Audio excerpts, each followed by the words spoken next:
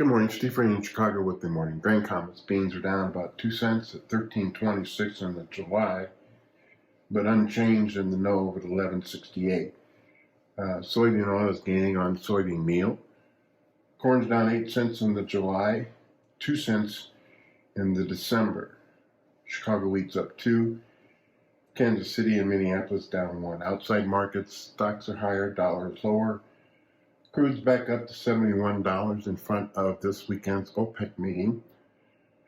And I think that financial markets are higher after Congress passed the debt ceiling bill, and certainly the president will sign this one.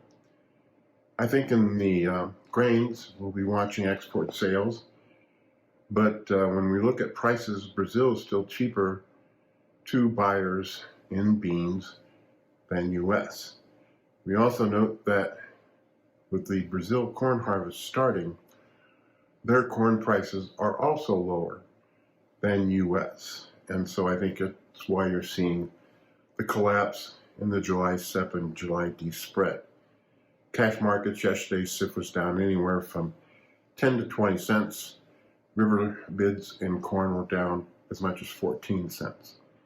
So again, I don't think, while the domestic market is firm and ethanol margins are positive, it can carry the load in keeping July corn here. The weather, again, 7 days of dry weather across the Midwest. And looking at the last half June weather, normally the Corn Belt gets about 2 inches of rain during that time frame. I asked our weather, what are the chances and coverage of 2-inch rains in the Western Corn Belt last half June? He said 35% will get that amount. As far as the Eastern Corn Belt is concerned, 20%. So on July 1st, we'll be coming in with below normal rainfall for much of the Midwest. The GFS model is wet for the month of July, a little bit wetter than June, and August is normal. The EU model is drier. And so it is the battle of those forecasts that will determine whether soybeans get back over 14 in the nearby, and corn somewhere in the, let's say, $6, $6.20 area.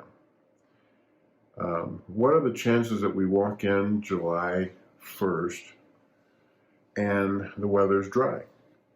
He said 30%. So again, we're going to have to live over the next 2 or 3 weeks on every forecast with back in mind the European model, Midwest is drier, and the American model will be wetter. European model comes out twice a day, and the American model every 6 hours. Looks to be continued overall dryness in northern China, but the wet weather has stopped in China's wheat areas. Northern Europe remains dry, but not hot. A string of 3 weeks without rain, though, is somewhat of a concern.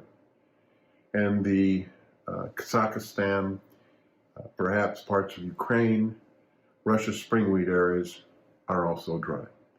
So it's a weather market, choppy trade, and we'll just see what Mother Nature has in store for us at these price levels.